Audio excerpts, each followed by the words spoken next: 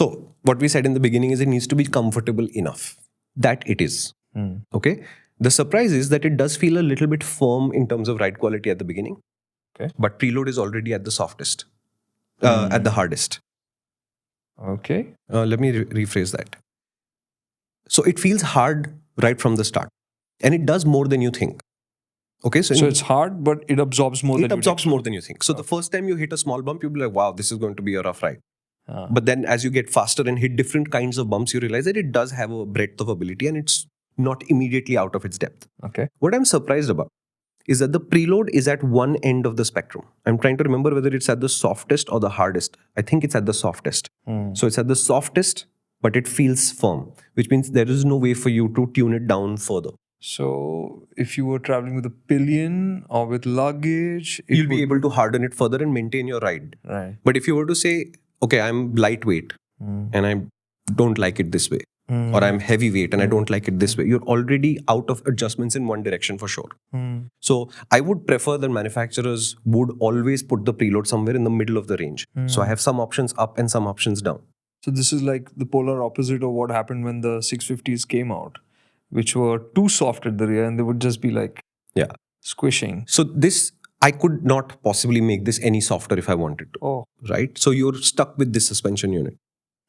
Now, if you look at it as a trend, Royal Enfield showed us that the Super Meteor, that the Meteor was a nice motorcycle in terms of ride quality. Very acceptable, very balanced. Classic 350 achieved something special, but I don't think it's engineering that achieved it. It's just the combination of everything. Hunter suspension was weird, right? Because the rear was super stiff and the front wasn't. And I still don't know why that kind of an oversight would happen to a company of this level of engineering ability that they've shown again and again that they're able to do. This is another outlier in that sense. It's firm suspension, preload is at one end. Did it need to be so firm initially? Maybe there is a ground clearance issue because remember they have 130 or 135 mm ground clearance. Nobody really scraped a speed breaker. How do you do that? You do that by stopping the body from moving too much over the suspension. One way to do that is to make the rear stiff. Doesn't have too much give in the first place.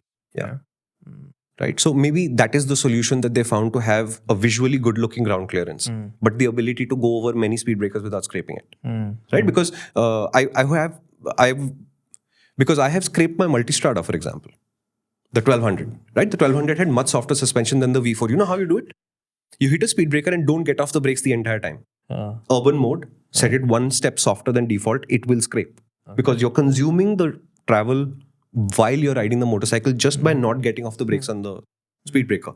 I know a lot of riders who haven't figured out that getting off the brakes before the speed breaker gives you more ability to control what happens next. You do that with the Super Meteor. Keep the suspension soft and let the guy be on the brakes. He will definitely scrape it everywhere.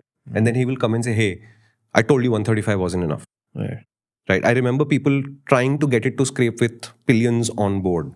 And I think the reason why it didn't scrape is because you can't make the suspension softer. And it feels firm. And the up and down movement of the body on his suspension is very tightly controlled. Shumi is always like that.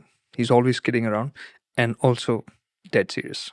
There's a lot more of that style of conversation on the main MotorInc channel, so head out and catch the full conversation.